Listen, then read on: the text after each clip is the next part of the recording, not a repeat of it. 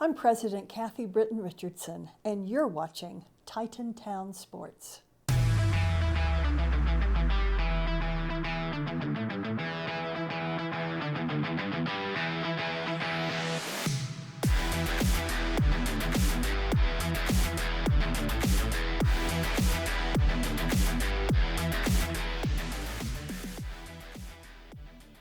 Hello everyone and welcome back to our third episode of TitanTown Sports. I'm Jake Spiritoso and we have a familiar face just in a different spotlight.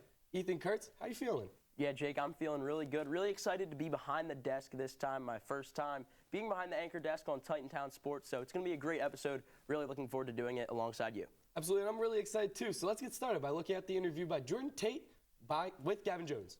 Thanks, Ethan and Jacob. I'm here once again with Gavin Jones, captain of the men's lacrosse team. Gavin, how you doing? Pretty good. How are you? I'm good, thanks. And I have to ask you, season's coming up shortly. You start your first game in about a month, and you have a scrimmage coming up this weekend. How are you preparing for that? We've been getting after it. We've been, treating the guys like just happy to be back out there with all of them. It's awesome. Super excited. It's kind of a little scary too. It's my last year, senior season. It's going to be, super exciting, but a little weird once it's over. So hopefully we can extend that season as long as possible. Absolutely. And step aside from Westminster, it's kind of incredible to think that you also play across in the Virgin Islands for their national team, not only for the field but the box. How is that as an experience? Because not many players alone do that, especially at Westminster. Yeah, very, very honored, very grateful to be, a part of that team as well as the Westminster team. I think it's just kind of improved my game all around. I'm playing with all these different guys, learning from so many different people most of the guys on the team are a lot older. I think our average age is in the 30s. So I play with guys who've been around the game a lot longer than I have. It's just so awesome to learn from them and compete with them on the highest level in the World Championship. Absolutely. And I have to ask you, how did you even get involved with playing in the Virgin Islands? I feel like that's just something that not everyone gets an opportunity to do. Yeah, no, I'm very lucky. My parents got some property down there right before COVID, and we fortunately got stuck down there, I guess, during all that COVID stuff that kind of stopped the flights. So I was down there just kind of chatting it up with some people, and I realized they had a national lacrosse team, and since I'm their dependent, I was a resident, and now I get to play for the team. I've lived there the past 2 summers as well. Just kind of all my free time when I'm not here at school, I'm down in the islands, which is pretty awesome. And yeah, I've just gotten to take that and run with it. Now I've been in a couple tournaments with them. Yeah, so you mentioned you live there. Do you have to stay there the whole summer when you play for that national team, or are you able to kind of fly back and forth every other week? I spend most of the summers there. I'm there, mostly when we in school. I kind of fly down there. We have a tournament at the end of May, Memorial Day weekend, so I usually fly back to the States for that tournament. But other than that, I'm kind of down there whenever I'm not in school. Yeah, so what do you do in your free time down there? I imagine, practices and all that stuff, but I feel like you have a lot to fill. What are some things you like to do down there? Yeah, so I had a job the past 2 summers working 9 to 5. So Monday through Friday I'm doing that. But, it's pretty easy to find some stuff to do when you're surrounded by beaches. It's hard not to have fun. It's pretty awesome.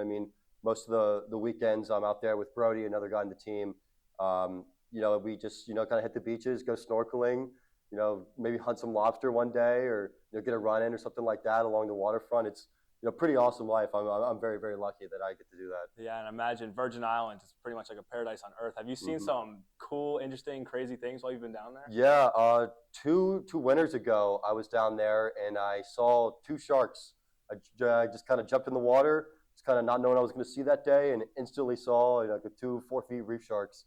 So that was a little scary, but also very cool. Seen a lot of barracuda, seen a bunch of lobster, seen a squid.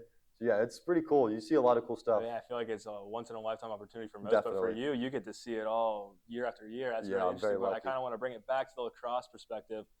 Playing for the Virgin Islands national team, not only again for the field and the box, how has that kind of shaped yourself as a player and a person coming back to Westminster and playing here? Yeah, I think you learn so many different skill sets. When I'm playing field lacrosse, it's a lot more space. I kind of get to use my athleticism a little bit more. But then we were going into box, it's so much tighter. You have to really use your stick skills to your advantage. It's not the same as field. So I'm learning all these different aspects of the same game of lacrosse, but it's just so different when you're in these different versions of it. So I think each of them kind of has their different things you need to be good at, but all of it's kind of going to apply to each of the different versions. So, I just my stick skills get better when I'm playing box, and my athleticism gets better when I'm playing field, and it all just kind of translate to one another. Absolutely. And before we wap it up, Gavin, you have records, you're chasing records, you're one of the best players in the PAC. What are you looking forward to in your season as a senior? I really hope we can set some team stuff this year. I think we've come short of that team record every year. We keep getting to 10, can't quite crack that 11. And I haven't never played in the conference championship, so I think that's the two goals I'm really searching for this year. And I think we've got the squad to do it. I'm really excited for this season. Absolutely. Gavin, I appreciate it, and good luck on the season. Thank you. Absolutely. Back to you, Ethan and Jacob. I'm sure you're just as excited to get this lacrosse season going as I am. And I feel like there's something really special about this team this year, Ethan. Yeah, 100%. And there's also something really special about getting to highlight local sports. So let's take a look at some high school hockey action from this past week. The Pennsylvania Interscholastic Hockey League had their All-Star game recently on January 26th. 5 local players were selected to represent the D2 Gold team. Wilmington area Greyhounds top defenseman and captain Justin Gearman was selected alongside the team's leading scorer, Alex Rogers. Rogers leads the Greyhounds with 11 goals and 18 points in just 14 games. Wilmington area is currently in 5th place of the D2 White Division of the PIHL. 3 players represented Neshannock High, Sam Mezzanote, Kent Jones, and Brady Lagore. Mezzanote leads the Lancers with 17 goals and 30 points in 16 games, as Lagore sits with a point in every game. Kent Jones made his second PIHL All-Star Game appearance. Neshannock sits comfortably atop the D2 White Division, 7 points above second place Connellsville and Ringgold. Yeah, and those are some great highlights. I love how they're really visualizing these local prospects, and I think it's just great how we're getting to know more about hockey in the Western PA area. Yeah, definitely, Jake. Something that I didn't know a whole lot about going into it, so really cool to see high school hockey action here on TitanTown Sports. Yeah, and we have some more visual excitement with Emily Tallis bringing us the mural moment. The mural in the Westminster College Fieldhouse honors the towering history of the proud Titan tradition. With former Titan athletes and coaches representing their teammates and their teams, the mural features 12 national championships, 5 National Football Foundation Hall of Fame inductees, numerous All-Americans, Conference Players of the Year, Titan Sports Hall of Fame inductees, coaches and players of historical significance, representatives from all men's and women's intercollegiate sports, and contemporary coaches and players. The mural was created in 2019 and it seeks to represent the past and present of the towering Titan sports story. The 97 images encompass all 22 intercollegiate sports. Dr. Darwin Huey, or some people like to call him the Westminster Titan historian. He was a 1974 graduate and he was a linebacker on the football team.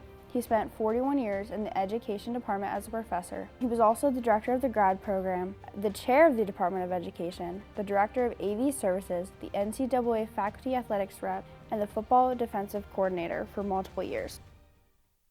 Thank you, Emily. Always really cool to get to learn more about that mural in the Fieldhouse.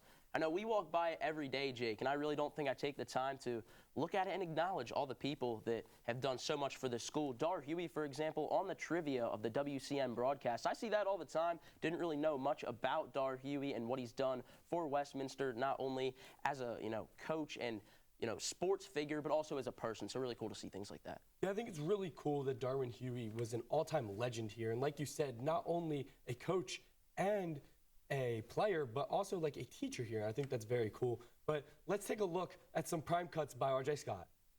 Welcome back to another edition of Prime Cuts. I am RJ Scott, and we have a special doubleheader for you today, as we have Grove City versus Westminster coming right up, starting off with the women. Feed inside. Shot off the glass and in. Maddie Syka, the freshman with her bounce pass. Look inside, outletted once more, and it's just kept alive. And the move underneath is good for Maddie. Left for Syka. Drive inside. It rolls in, counted and one. Maddie Syka, so give her 7. And a big denial on the other end. It's Syka. Seeing her first minutes. Lane drive, shot no good, gets her own rebound as it bounces into the offensive end. Syka, right lane drive, count it, and one. Opportunity Syka driving inside, got it. Maddie Syka would go 6 of 14 from the field, 5 of 10 from the free throw line, and also notch up 17 points, the career high. Up next would be the men, as they had an action-packed game against Grove City in the Wolverine Den.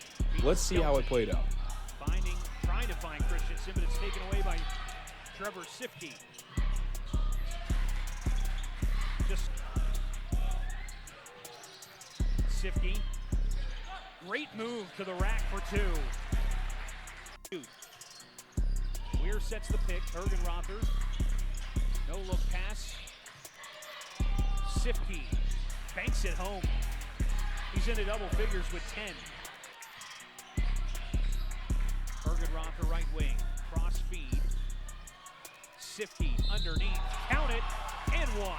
Points, but he's been a very good facilitator of the basketball in this game. Trevor Sifke would go 6 of 12 from the field, 3 of 5 from the free throw line, and notch up 15 points, another career high for a freshman. As the freshmen keep taking off for Westminster, the future looks very bright. And up next is now Westminster hosting the Washington and Jefferson Presidents as they travel to New Willard.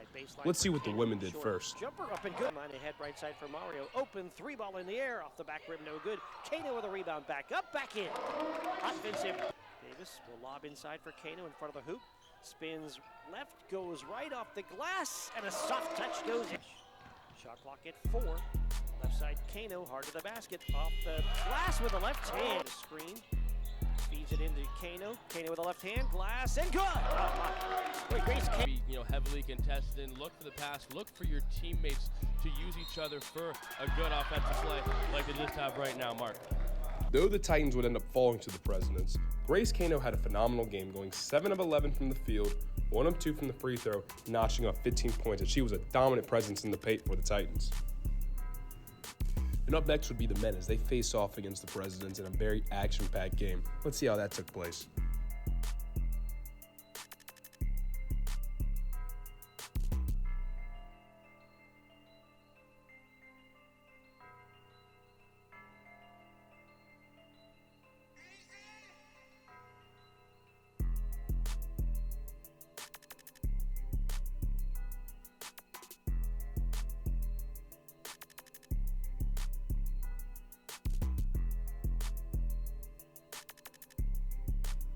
Drew Weir would have a phenomenal game, going 9 of 13 from the field, 6 of 11 from the free throw, notching up 24 points and also having his 4th 20-point game this year. Congratulations to the junior, as he has faced much adversity in his college campaign. And that'll be all for Prime Cuts this week. I am RJ Scott, and I appreciate you guys for watching, and we'll see you next week. RJ, you did a great job with those highlights, man. And these freshmen have been on absolute fire lately. Shows how much work and time they do put into their craft. Yeah, 100%, Jake. Maddie Psycho with 23 points in Wednesday night's game, an 83-58 win for the women's. And then another career high was Drew Weir's 33 that led the men to a 78-71 win over Thiel, also Wednesday night. So a whole lot of incredible performances. Weir, he had 30 against Penn State Du Bois earlier in the season. This is his second 30-point game. I saw the first one. Sad I missed the one last night. He's always a guy you got to look out for. Jackson Endershot as well. He had 21 points. So really impressive performance by those two as Westminster got 2 wins on the night. So a Wednesday night sweep. Yeah, and since we're talking about this basketball game, we're going to take a look at the Thiel post-game interviews. Yeah, thanks, Mark. Coach, big game plan on this one on the defensive end. Switching to 2-3 zone, what did that look like tonight? Yeah, neither team shoots it pretty well from the 3 line. So, watching tape over the last couple of games and things like that, we just, we try to put our guys in every position to have an opportunity to win. So we thought that was our best opportunity to win tonight. So we did some good things in that zone, and they're a really good driving team, and so we just want to try to keep them off from driving and keep them on the perimeter. So I give our guys a lot of credit. Yeah, you talked pregame about closing games out. Big emphasis, especially tonight. How well do you think you did that? We won, so that's a good thing. But we got to make free throws at the end too. That's the other thing. So to spread the lead more. So now we're not. Every game is. If you saw, everybody saw all year long has been a battle for us. 3-point games, 2-point games, last-second buzzer beater. So we got to play through 40 minutes, not 39 minutes and a half or whatever it is. So I give our guys a lot of credit. We got to keep finishing though. Yeah. Now look ahead next week to Bethany. What will it take for you guys to pull out another win there? Yeah, they're going to be tough at home, and we got a long stretch that week. We got 3 road games next week, so going to get a break tomorrow and then back at it. And our guys are resilient, and our guys, guys who didn't think played very well tonight, will be back at it next week. Awesome, thanks so much, Coach. Back to you, Mark. I'm down on the court with Coach Scott. Coach Scott, great win. How are we using this momentum going into the next couple of games? That's why before the game I was like, let's get our first home win. I didn't realize we haven't won at home yet. So it was good. I thought we came out strong offensively. Like we were able to get some baskets. Defensively, we struggled in the first quarter, and then we kind of locked it down since that. But I thought we did a great job moving the ball. We had 23 assists. You know what I mean? I felt like we really were finding the open man. Yep, and another big thing was the turnover margin. You guys had 51 rebounds versus their 33. How do you think that impacted the final score and turnout of the game? It definitely does. They're kind of undersized, right? They don't have like a tall post player that we're fortunate to have. And so we had to take advantage of that. I felt rebounding-wise, we did that on that end. So, you know, went up and got some rebounds because it was a close game there, and those stops and those rebounds were clutch. No, just congratulations. Enjoy the win. Thanks again. And back up to you, Mark. Always really great to hear from the coaches following two big wins. In that game against Thiel, it was an 83-58 win for the Westminster women's. Maddie Syka, 23 points, career high, as I said earlier, but also a career high for Grace Kano, who had 16 points. Emily Hess's 13, also a career high. Kano also had a career high in rebounds, and Kennedy Arrison's assist number was the most she's put up in her career. So really great performance from all of them for their third win of the season there against Thiel. Yeah, they've been really impressive, and like we've been saying, we're talking about freshmen, but not only freshmen, everybody's putting in that work for our women's team, and it's really impressive what they're doing this season. Yes, it is, Jake, and with that, let's take a look at an update around the PAC, just looking at scores from all of the games that happened Wednesday night. Starting off, we've got Westminster taking on Thiel, as we mentioned, freshman Maddie Syka with a career-high 23 points in the Titans' 88-58 victory over the Tomcats. On the men's side of things, Drew Weir, a new personal best of 33 points. That was one of his 4 threes on the night right there. Titans win in a close one, 78-71. The W&J women in winning basketball are like 2 peas in a pod. They handle Grove City 65-44. Stella Nee Lucian led the way with 13. When the Presidents take on the Wolverines, it's always a barn burner. That Matt Seidel layup and a few free throws later on lead to a W&J victory 55-51. Sarah Santakula continues her dominance, dropping 21 and 13 in Allegheny's battle against Geneva. On the Golden Tornadoes men's side of things, Ryan Raychick, he's doing what he does best, getting clutch buckets. Geneva takes what was a close one, 83-74. A battle near the West Virginia border. There's one of Ashley Wheeler's 2 threes of the night. Bethany beats Franciscan, 68-56. Bethany keeping it close, but after this huge 3 from Sawyer Butler, the Barons didn't relinquish the lead for the rest of the game. Franciscan wins 81-74. Chatham women dominant per usual. Ashley Loudon led the way with 24 points and 4 3-pointers as the Chatham Cougars cruised to an 84-59 victory on the road. Loveson Xavier had a career night, dropping a career-high 33 points as Chatham takes down the Yellow Jackets of Waynesburg 82-74. They stay atop the PAC. Even with some close games, Jake, Chatham's been able to grind out some victories that many might not have thought they were able to. There was a close one against W&J, came down to the buzzer, some controversial calls, but nonetheless, the Cougars stand atop the PAC as of now, 13-1 in the conference. Incredible from them so far. Yeah, and there's been a lot of great games with the PAC, like you said, and a lot of close ones as we looked at in the report. Now, this next story we have is going to be a really funny one. I think everybody's going to really enjoy, and it's something special here on TitanTown Sports. Yes, it is. Our beloved RJ Scott is going to learn how to swim with Mason Peck, a guy you usually see behind the camera. He's in front of the camera for this one. You're not going to want to miss it.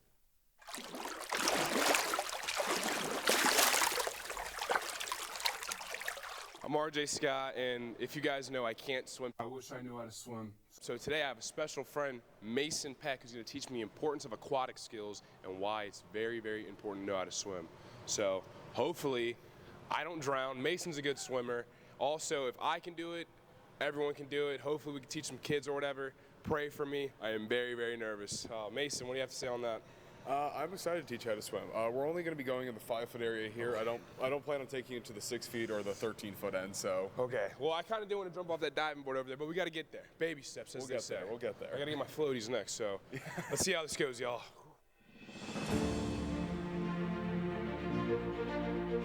We'll just jump on in. All right.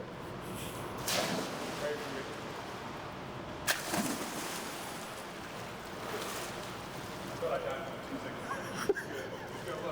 Doing good so far. This is easier than I thought it was.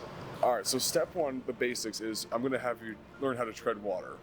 Because that, no matter whether you're in the ocean or a deep pool, that will help save you. So you're just going to push up so you're floating, and you're just going to kick with your feet back and forth. Oh, yo, I'm floating, cuz. Oh my God, I'm actually floating. No, actually, oh my God. I've never floated before. This is a WCN special right here, y'all. RJ Scott, me, is floating right now. And just move your hands back and forth in a wave-like motion, just back and forth. Oh my God, Mason. There you go. Yo. It's actually pretty great. Like, I've never known how to swim before in my life. Like, this is actually this is groundbreaking. Look, oh. See that? Yeah, get that in the water. Look at that. Look at them legs move. Mom will be proud. I'll send this back home to the folks. So far, I learned very valuable lessons. I learned that swimming can save your life. I learned that Mason Peck is the best teacher. One day, not even an hour, I learned from the best swim coach ever, and Ethan, how to swim. And shout out Ben Kelly too, because you have to witness this craziness. But what I'm saying is, you got kids, you got old folks, whatever. You send them to Titan swim team. Send them to Mason. Send them just to the coach down there. Send them to anybody that swims on this swim team. Because guess what?